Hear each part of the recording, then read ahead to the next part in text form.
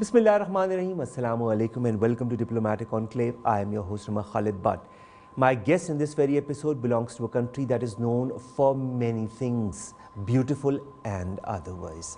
It is known as the Pearl of the Indian Ocean, also the teardrop of India due to its shape. It is one of the largest tea exporters in the whole world. The flag of this country is one of the oldest flags in the world, and it also boasts of the highest literacy rate in all of the region. I'm talking of Sri Lanka, and we have the privilege of having the High Commissioner of this very country, His Excellency Noordeen Mohamed Shaheid, with us in this very episode. Excellency, thank you very much to have joined us. Thank you very much for inviting me, Mr. Omer. I am greatly delighted to be interviewed by you, or rather PTV World, which is the only English channel that I used to watch in Pakistan since I assumed duties next to Indus, I should say. But the diversity of PTV World is very much acclaimed, and if you want to see what is happening around the world, and I always go to PTV World. So I'm really delighted to be with you today. Thank you very much, sir. The privilege is all ours. Firstly, sir, tell us a little bit about yourself. Since when are you here? I think it's about 1 year now. You came here last year. How has it been for you? Have you managed to visit a bit of Pakistan? Well, Pakistan is a second home for me, if I may say so. I came in October 2018. Now it's almost about 8 months. And I'm not from the diplomatic corps because I'm a lawyer by profession. I have been practicing law continuously for about 3 decades in Sri Lanka. When His Excellency the President wanted me to be the representative of Sri Lanka in Pakistan, in view of the fact that Sri Lanka has been represented for the last more than 3 decades by retired armed forces and generals, in view of the fact that Sri Lanka had been going through a long war on terror. In this context, perhaps the President would have thought that he must send somebody from civil society, and I was picked. And also I am very happy to say that after 3 or 4 decades, a person from minority community or a person from Muslim community, which is a minority in Sri Lanka, was chosen to be the representative of Sri Lanka. Despite the fact that I had a very heavy legal practice in Sri Lanka, when the call came from His Excellency the President, I accepted the offer with delight for the reason that as I told you, that I have some connections with Pakistan. My 2 sons, I have got 4 children. 2 of my sons, the first and the second sons, were made as doctors, medical doctors, by the universities of Pakistan. My elder son studied at King Edward Medical College, and today he is an orthopedic surgeon in one of the state-of-the-art hospitals in Maldives. My second son is a neurosurgeon, and he's working in the United States at the John F. Kennedy Neuro Center. And furthermore, my second son is married to a girl from Shaheid who is also a doctor. So I have every right to say that Pakistan is a second home for me. But that is wonderful. I did not know all of that information. Thank you for sharing all of that. So Pakistan really has a strong bond and a personal one as far as you are concerned. Now, coming back to Sri Lanka, sir, the history of Sri Lanka dates back to 125,000, even 500,000 years. You got your independence in 1948. What have been the important highlights of Sri Lanka's history over the decades and centuries? When you look at the Sri Lankan history, it's one of these oldest country which inherits heritage, which has also some connections to Pakistan. If you look at the historical background, Gandhara civilization goes back to or reflects some of those historical events in Sri Lanka. At that time it was known as by various names, Thailand and as Tambapani and all that. But in 2500 years ago, when Buddhism was prominently figuring in the soils of Sri Lanka, Gandhara civilization was very prominent in Pakistan at that time. Maybe India, Pakistan were together. So I feel that there is a spiritual connectivity between Sri Lanka and Pakistan. That is visibly seen when you say you are a Sri Lankan, and the way the Pakistan people shows their love and affection and hospitality towards the Sri Lankan. It is not something which I have personally experienced. Many people who have come from Sri Lanka to Pakistan, and when I speak to them, and they are very much amazed the way they were treated, they were welcomed by Pakistani people. And I also see the similar sentiments expressed by Pakistan citizens or Pakistanis who have visited Sri Lanka. And they praise Sri Lankan's hospitality. And they always say that when you say you are a Pakistani, the Sri Lankans are all out to help them and receive them at home. And they even invite them for a meal, a lunch or dinner. So this kind of relationship is completely a paradox, if I may call it, for the simple reason that we don't share a border. The Pakistan, Sri Lanka do not share a border. And we don't have a common religion, or we don't have a common culture, because Pakistan is a predominantly Islamic state, whereas Sri Lanka is majority Buddhist country. So how come that those countries which don't share culture, religion and border could become so close? And that is why I am saying that it goes back to the historical background, where Gandhara civilization about 2500 years ago, which had a lot of connectivity with the Sri Lankan historical background, where the Buddhism was flourishing at that time. So those spiritual connectivities still remain in action of the people in interacting with people. So I say that this bond, this relationship is continuing to remain very strong when you look at other historical backgrounds that had taken place in the recent past with regard to the political and socio-economic events when you take them into consideration. Thank you very much, Excellency, to also have highlighted the friendship and the love that the people of both Pakistan and Sri Lanka share, despite not having a border, despite not having a common religion. I think it has more to do with culture, and you said, as you said, the Gandhara civilization. Now, speaking of civilization, how can a country's constitution not be far behind? The Donoughmore constitution, or the commission on which your democracy is based, your whole constitution is based, was formulated way back in 1931. You're also the oldest democracy in Asia, sir. How do you manage to continue with the same commission? Do you modify it, or it has remained the same since 1931?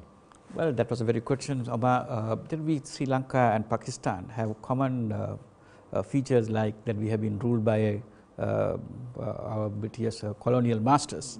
And Sri Lanka has been ruled by Dutch, and thereafter Portuguese, and then British. So during the British time, we had the Donoughmore constitution, whereby a little bit of democratic aspects features were introduced in Sri Lankan political system. So the Donoughmore constitution was replaced by Salisbury constitution, and then came the Republican Constitution in 1972. All right. In 1972, Sri Lanka became a full-fledged Republican country, getting out of the clutches of the colonial masters, if I say so. In this context, Sri Lanka introduced the 1972 Constitution, which was architected by a constitutional expert called Dr. Colvina de Silva, one of the topmost constitutional lawyer, and he is an expert in constitutional making. So during Sima Bandaranaike was the Prime Minister at that time, and she paved the way for the Republican Constitution, and from that time onwards we have a vast democratic principles enshrined in our constitution today. And since 1972, from Ceylon, you're known as the Democratic Socialist Republic of Sri Lanka. Yes, yes. So yes. that is, of course, the name that still you have retained as far as your country But is still people, you know, when you go to some other countries, still these people call us, are you from Ceylon? Really? Right, some people say, but I can remember that the, after the Commonwealth conference was held in Sri Lanka way back in 1970s. When Mrs. Bandaranaike was the Prime Minister, we hosted the Commonwealth conference. And then most of the leaders from all over the world came to Sri Lanka to take part in the conference. And thereafter, when you go to Middle East, and when you say that, where are you from? I'm from Ceylon, they always say, are you coming from Bandaranaike country? To that extent, Mrs. Bandaranaike was famous for the simple reason that she was the first ever woman Prime Minister produced by the world. Oh, of course. I mean, that is a privilege that your country has. And I feel that the bonds between Sri Lanka and Pakistan, Excellency, have only been reaffirmed, have only been solidified with time, because both countries, especially Pakistan, helped Sri Lanka during the 30 years when it had issues with terrorism. And when we talk of terrorism, there is a latest incident that occurred, the Easter attacks that occurred in Colombo, Negombo and Batticaloa. What are the updates? I would really like to know from your end, what were the findings of the Sri Lankan government as far as those Easter attacks were concerned? Because we in Pakistan were extremely troubled by what had happened, because we have faced similar things way back, because we have fought two huge wars against terrorism as well in Pakistan. Well, this is a very unfortunate incident that took place in April 21st in Sri Lanka. Sri Lanka was stable and peaceful after the end of war on terror in 2009. As you correctly said, that we went through a long war on terror, a long conflict for over a period of 30 years, and Sri Lanka's economy was completely demoralized and devastated because of this long war. And countries like Singapore and Malaysia, which wanted to follow the Sri Lankan model, have gone far ahead of Sri Lanka today because of the long war, or rather conflict.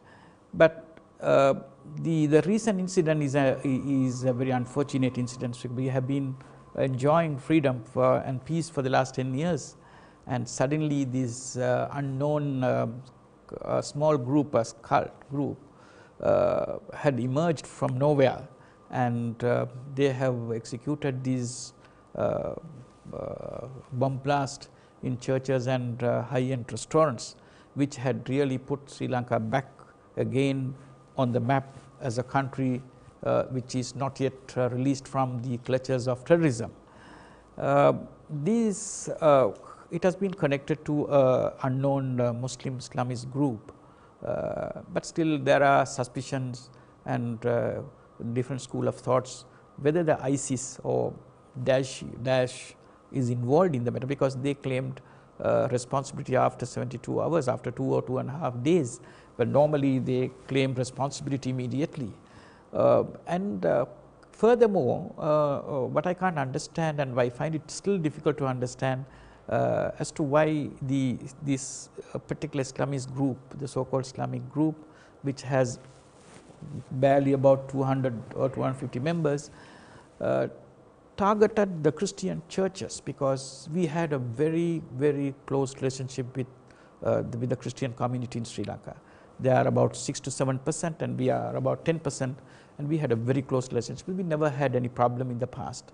Why should they take on the Christian churches and the high-end restaurants where the foreigners used to be taking shelter during their stay? In this context, what I feel is that the Sri Lankan government will have to go into the hidden area, the grey area, which have to be unearthed through thorough investigation, whether it is ISIS which is really involved, or whether any other group or interested parties involved in destabilizing the peace and stability in the country, maybe for other reasons. It has to be because when you look at the incident, and it looks like that some people have sensed that there is a small group which is talking of various nonsenses, and then they have made complaint to the police and they have informed the security forces, but it looks like they have not taken much seriously the interest in the matter, but they thought perhaps they will not be able to execute such a devastating bomb blast, because it cannot simply do or carry out by a smaller group without my personal view is without external involvement of some external elements. And it needs a lot of preparation and financing, planning, see the way it happened, the multiplicity of bomb blasts in 3 churches, in 3 different areas and 3 hotels. So it cannot simply happen, as somebody stated that it is a reaction or to the Christchurch killing. But I don't think so, because that happened in March 15th, and it has been within a month's time anybody can organize in such quick time. So I, as a lawyer, not as a diplomat, but I still feel that the Sri Lankan government will have to go into the matter deeply and find out as to who was behind it in order to see that Sri Lanka is safe in future. Have some measures been taken by the current government in order to avert such incidents in the future? The government has brought the situation under control within 2 weeks' time. That is because the Muslim community themselves volunteered. When they got to know that an Islamist group had been named, because of that the Muslim community was looked at by other people with suspicion. So they themselves volunteered and identified those guys who had some kind of connections or whatever. So Sri Lankan government was able to control and curtail this, bring the situation under control within a short period of time.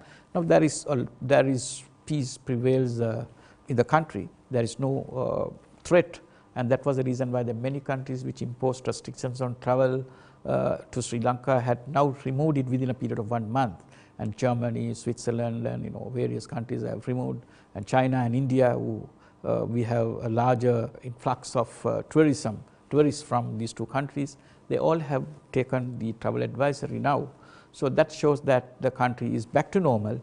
And furthermore, I must say that after the incident, the Pakistan sent its cricket under-19 team to play in Sri Lanka. That shows the Pakistan has replaced its confidence in Sri Lanka as much as Sri Lanka did in 2009 when various cricket playing nations refused to come and play in Pakistan. And you played in Lahore. In Pakistan. And then after the cancellation of Indian trip to Pakistan, and West Indies and Australia have refused to play in the soils of Pakistan. And Sri Lanka came forward and said that we will come and play. But they risked, but there was a risk element, and then perhaps they were targeted, thank God, but nothing serious that happened. But the Sri Lanka took the risk of coming to Pakistan and then they returned again for another match in Lahore. Another match in Lahore after 10 years. Yes. And still Pakistan is finding difficult to entertain foreign cricket teams to come and play. But Sri Lanka has, in the same way, I think the Pakistan placed its confidence in Sri Lankan situation, and the under-19 team went and played cricket there.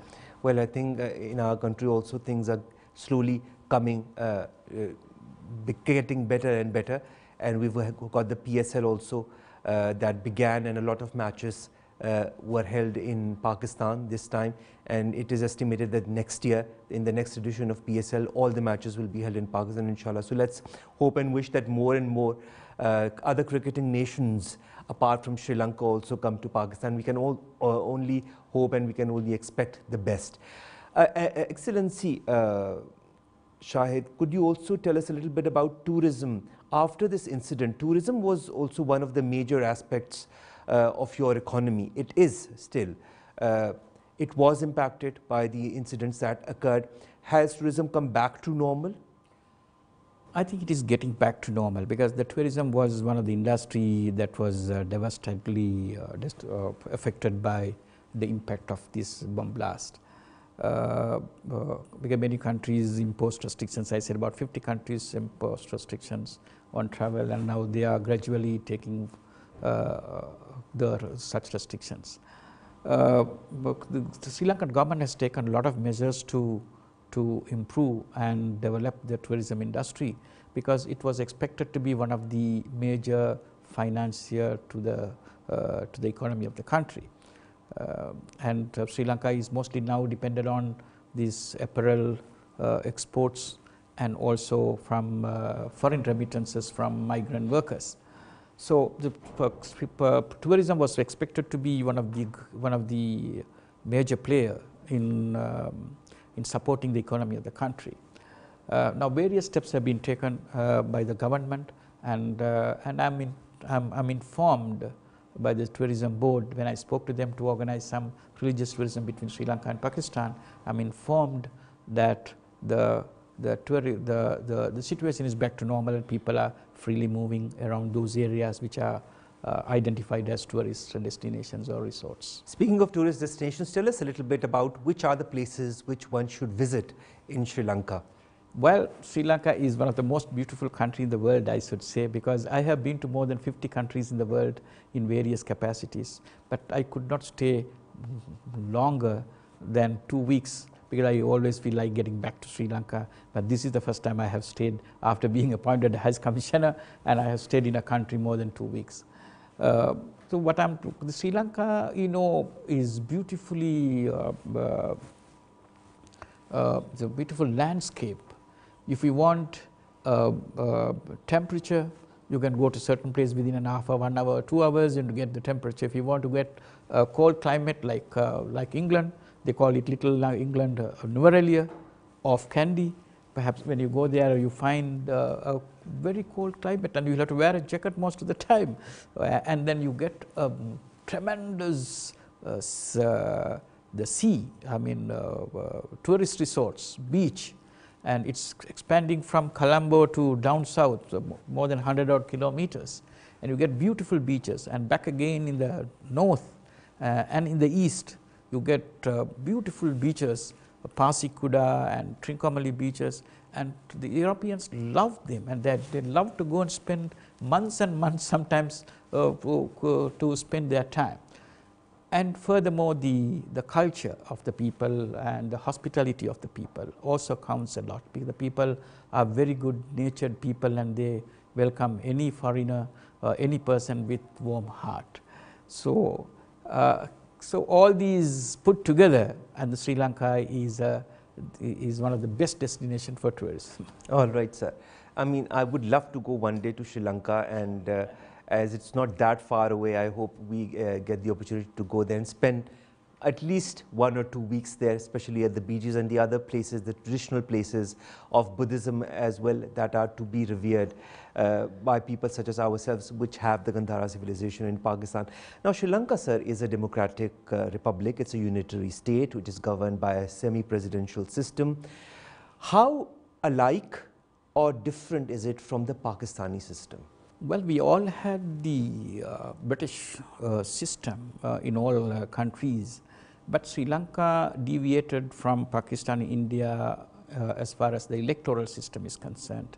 We also had the first past the post system, that is based on electorate. I think that's the same system in Pakistan as well, and you have an electorate, and many members, many candidates contest the election from different political parties, and then one gets elected. But Sri Lanka changed this particular system, and then we went to a proportional representation system that is entirely different from the first past the post system. The proportional representation is like, if you take for instance a district, it is district, and in a particular district they identify the total population and fix that so many numbers of members will be returned to parliament. And then the voter, voter has to vote for the party and also 3 candidates. All right, and that is how the whole system works. Because the names appear in the list, and then you select a party. If you select a party, you will have to necessarily vote for that party candidates. So what happens is, at the end of the day, and you calculate the number of votes that was received by the party, and then you proportionately divide the number of votes received vis-a-vis the number of candidates will be returned. And then each party, according to the number of votes received or obtained, they will divide the number of members of parliament, and that is how it works. So this gives an opportunity for minor parties and minority parties to elect a member. But sometimes, say, if you take particularly one electorate, perhaps you may get about 2-3% of Muslims, or 3-4% Tamils. So they won't be able to elect a member, because 90% of them will be electing the member candidate from the majority. But when you take it as a whole, in a district, there are about, say, 10 electorates, and then you get 3% minority in each electorate. But if they pool their vote together, then they are in a position to elect a member from the minority community, in most cases from a minor political party as well. All right. Tourism, as we talked about, is a major part that contributes towards your economy. What are the other important sectors of the Sri Lankan economy, sir? Foreign remittances pay a big remittance to Sri Lankan economy, and we had our traditional exports: tea, rubber, and coconut, etc., and some non-traditional items like beetles, and it plays a very very major role, because I think Sri Lanka is one of the major exporter of beetle to Pakistan, and our trade balance too reflects that the Sri Lankan trade shows more from the beetle exports, and also apparel industry. And then we have 4 industrial zones and free trade zones. So a lot of countries have come from various parts of the world, and they have established the industries, and especially apparel industries. So we also gain a good number of income, a good amount of income rather, from apparel exports. All right. As far as ethnicities are concerned, you said that the Muslims are in a minority in Sri Lanka, and the majority, if I can understand, are Buddhist? Yes, 72% of them are Buddhist, and 10% Muslims, and 17% Tamils, and the Christians, who constitute about 5 to 6%, in both communities, Tamil and Muslim community, the Sinhala and Tamil communities. All right. Sinhalese and Tamil are the 2 languages that are spoken in Sri Lanka. That's a national language. Any other languages that are widely spoken as well? English is the link language. English is widely spoken by people in Sri Lanka. But after Sinhala language was introduced as a national language, and thereafter Tamil language, English, although it's lost its prime place, but still it is a link language. All right. Sir, religion, as far as religion is concerned, do you have a state religion like in Pakistan? Islam, it's the Islamic Republic of Pakistan, because you've got Buddhism, you've got Hinduism, you've got Islam as the religions there. Is there a state religion in Sri Lanka? Yes, I think Buddhism is in constitution has been described as the state religion.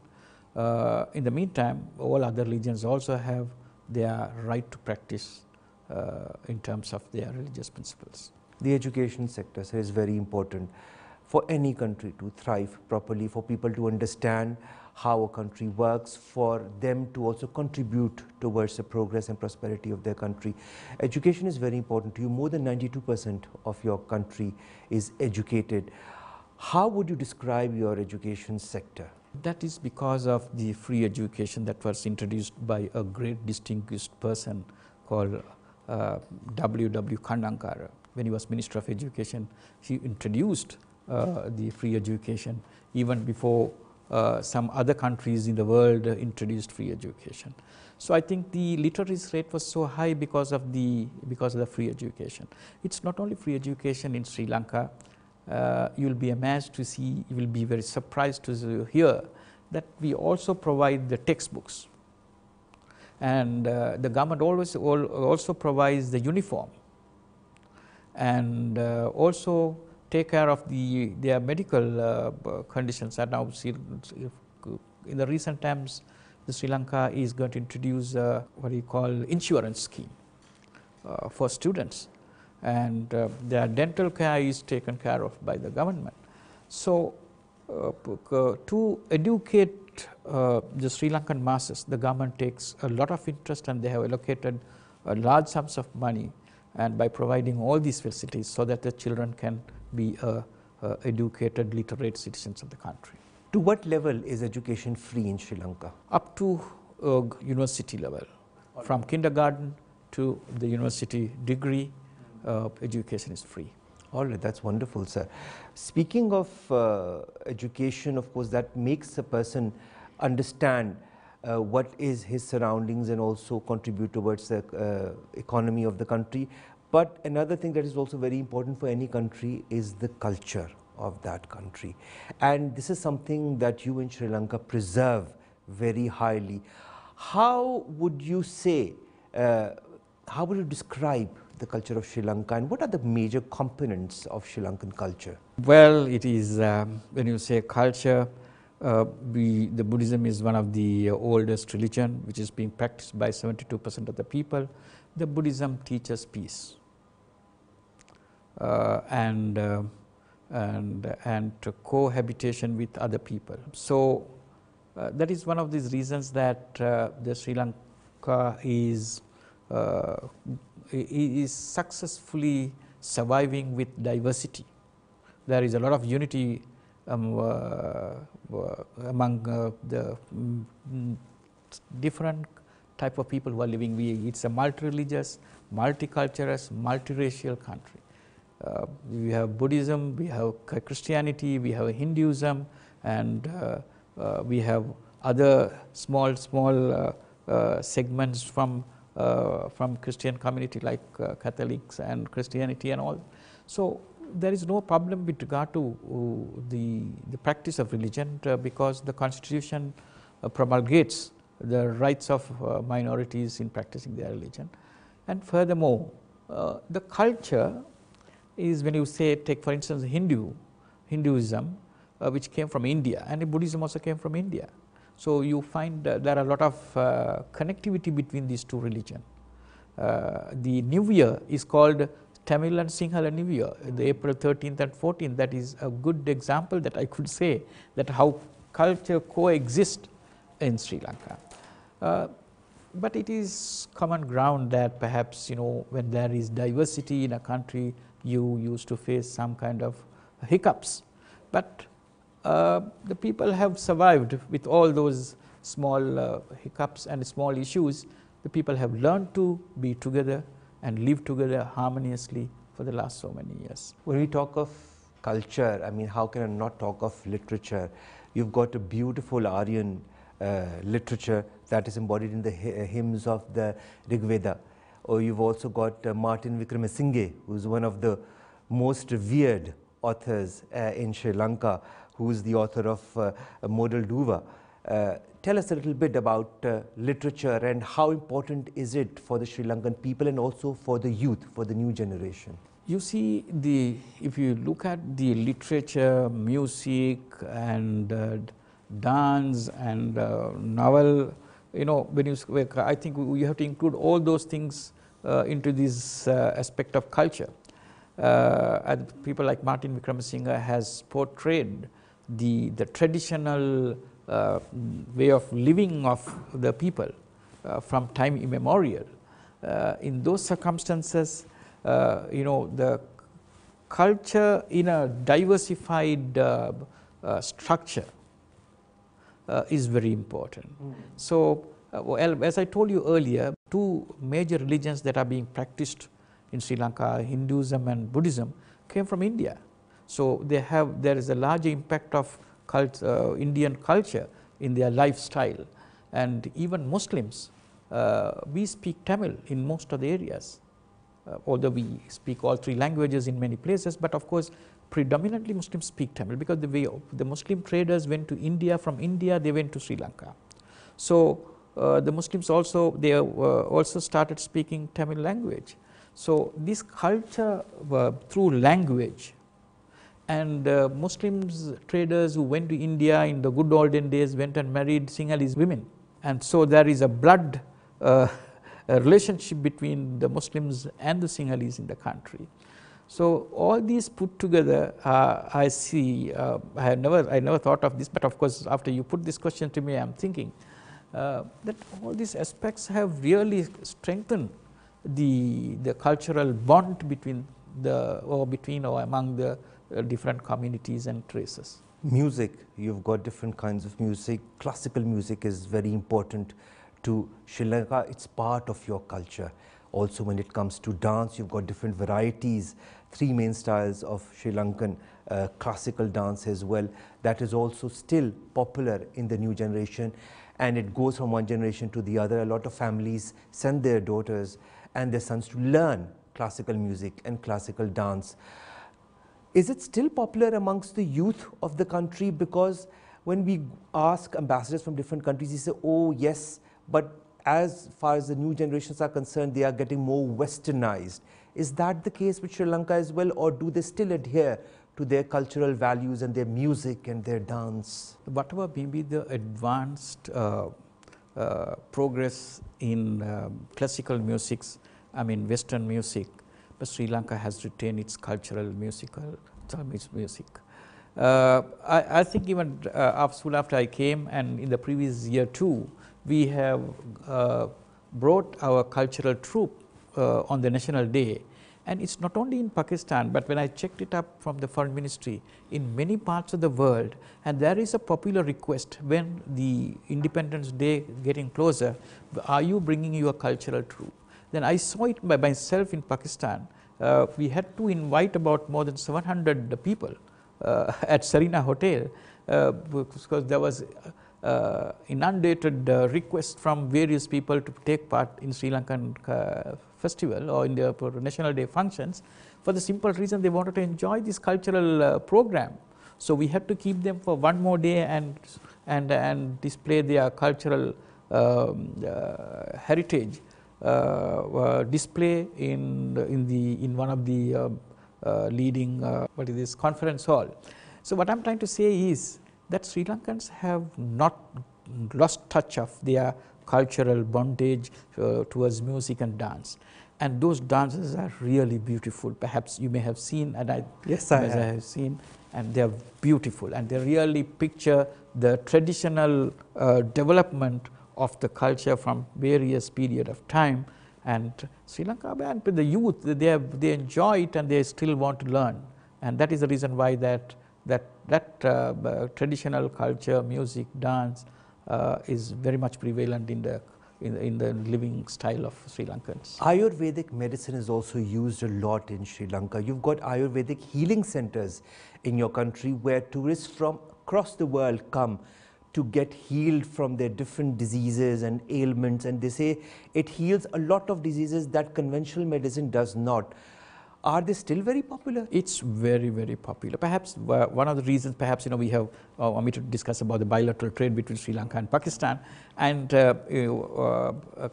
think we discussed a little bit, but now what I'm trying to say is that we have to look for new avenues, and especially Sri Lankan High Commission is trying to promote tea trade in Pakistan, although about 220 million people living here, 95% of the people are tea drinking people, but Sri Lankan tea market is very much less, for the simple reason that the kind of tea being consumed by the Pakistani people are not permitted to be for export from Sri Lanka. But now I have taken many steps, and a lot of Pakistani importers have come forward, and we have invented a particular tea that goes with the palate of the people of this country. So I think that also Pakistanis very soon will enjoy quality Sri Lankan tea. Oh, that is wonderful news. Quality Sri Lankan tea. And in addition to that, when I'm coming to your question, because I just want to make the tea as an opportunity to express my expectation as to what I'm going to do. But as far as these Ayurvedic medicines are very popular in Sri Lanka, but that is one of those the attraction of tourists from, especially from European countries. That is very effective, and a lot of people for various aches and pains, and they use the traditional oil in massaging them, and they provide them with various kinds of I say the treatment, Ayurvedic treatment from time immemorial, and those things are being practiced, and the Europeans like it very much. And in Pakistan too, we are intending to introduce such spas or the traditional Ayurvedic medicine centers, and few people have expressed interest, especially some ladies have expressed interest that they want to do it, and I told them that they can do it as a Ceylon tea plus spa, so that that would give a good introduction to the Sri Lankan hospitality. We should also have a Sri Lankan restaurant here in Islamabad or in Karachi, because we love rice, we love roti, and we love spices, and there is this harmony of the kind of tastes that we like, of the herbs as well that we use in our foods in Pakistan and in Sri Lanka.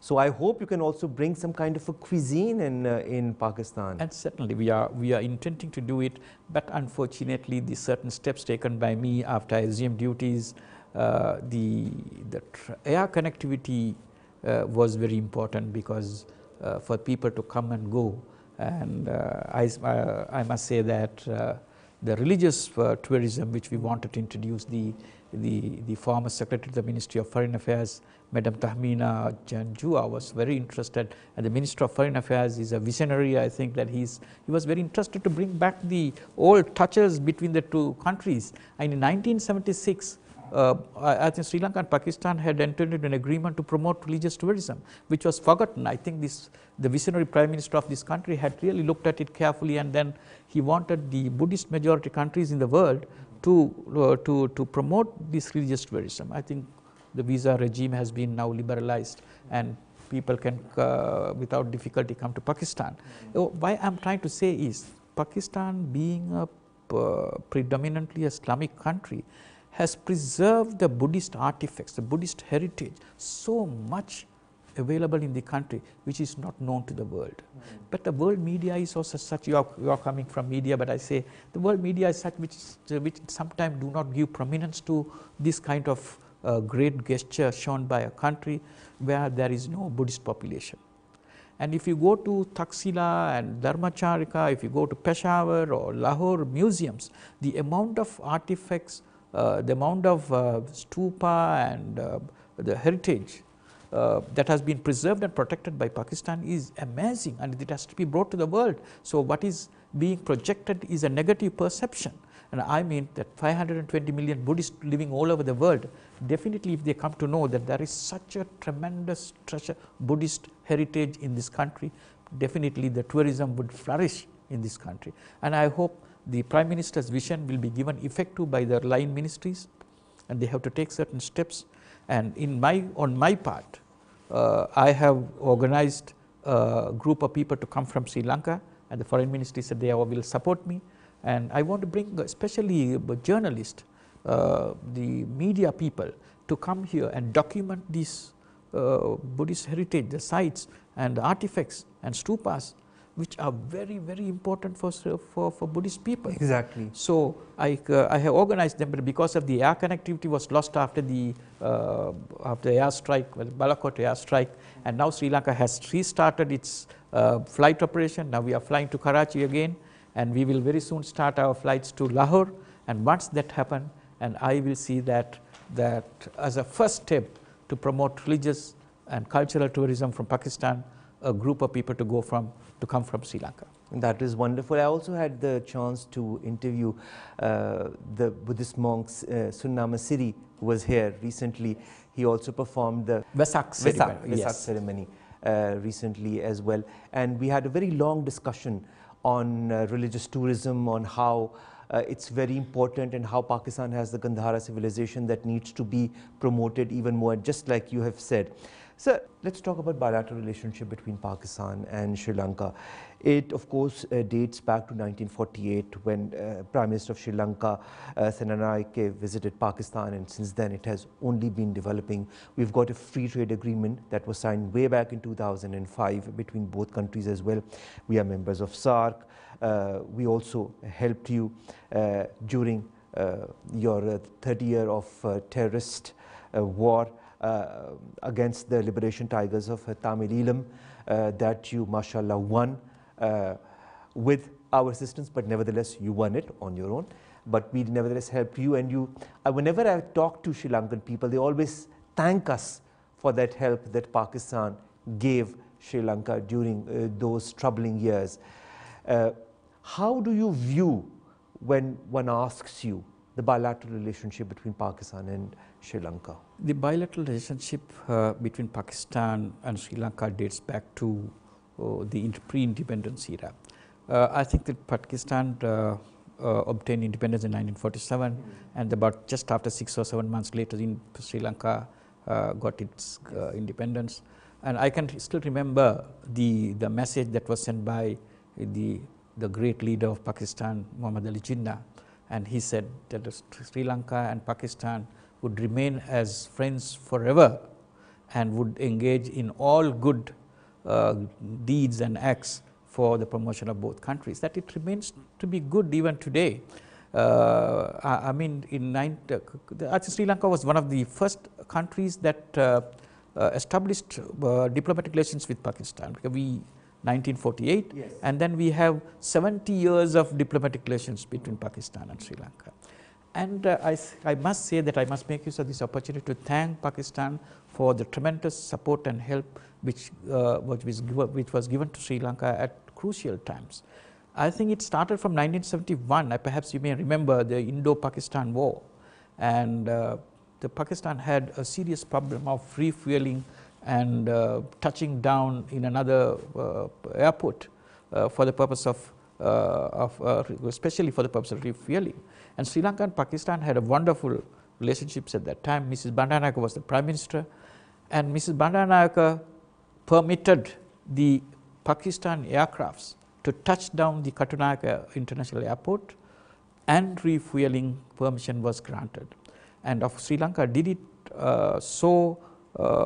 by risking its relationship with India, because definitely such kind of permission by Sri Lanka would undermine the relationship between India. But Sri Lanka did not mind, but Sri Lanka took the bold decision to permit Pakistan, and that is the beginning of the relationship, I should say, which has really cemented the relationship very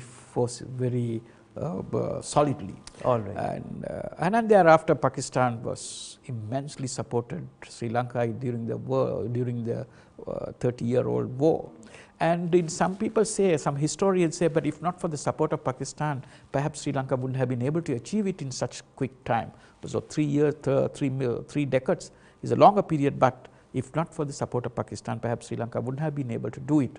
And the President Ziaul Haq, and was one of the great leader of Pakistan who helped Sri Lanka in those good times. Not only President Ziaul Haq, any leader who comes to power in Pakistan had been always supportive of Sri Lanka. All right. And whatever may be the party in power in Sri Lanka as well, whether it is blue or green or whatever, but the relationship remained so solidly without any defects. All right.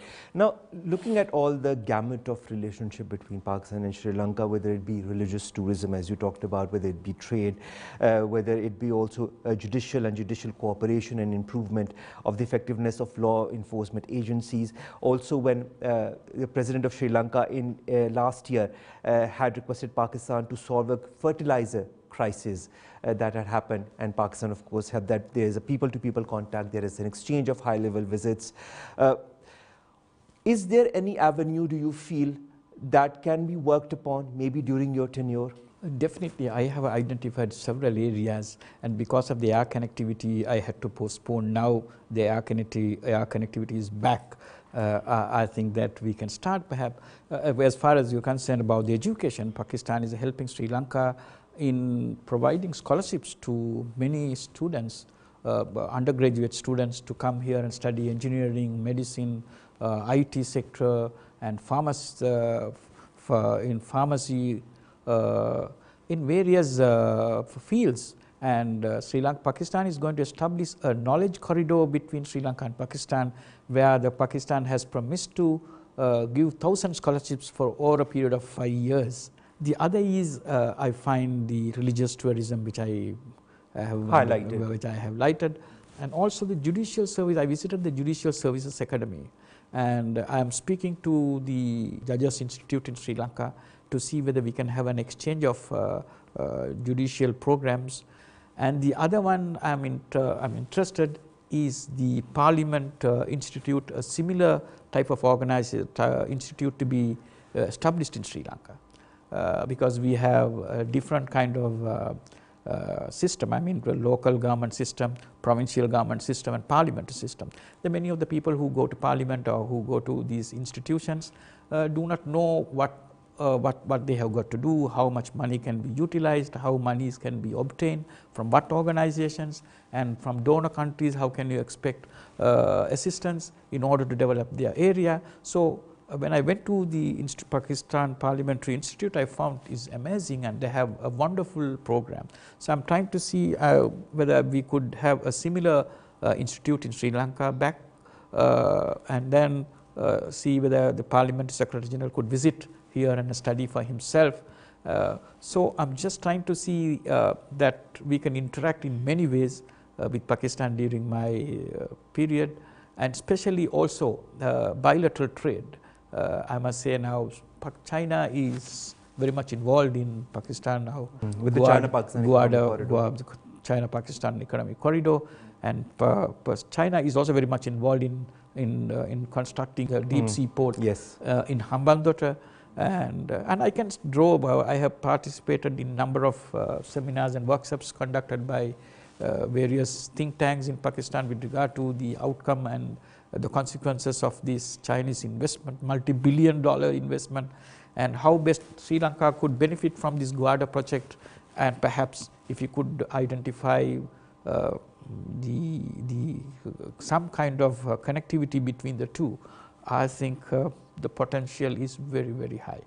So I think as far as economic side of it is concerned, since China has been the provider of finance and technology in both countries, in future we can work out a system where Sri Lanka also can benefit from the Guarda project. And we really look forward to further connectivity between Sri Lanka and Pakistan, and further cooperation and a stronger bond between both countries.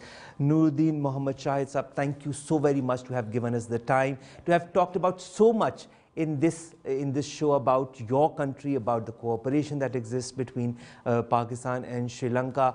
I just hope that one day me and my team might be able to go to Sri Lanka and visit some of the beautiful places and talk to some of the personalities over there that can also highlight the importance of this strong relationship that exists between the peoples of both countries. And Excellency Noordeen Mohamed Shaheid, I hope this cooperation, this strong bond becomes even more stronger in the days and years to come. Thank you very much. Definitely during my period. Thank you, sir.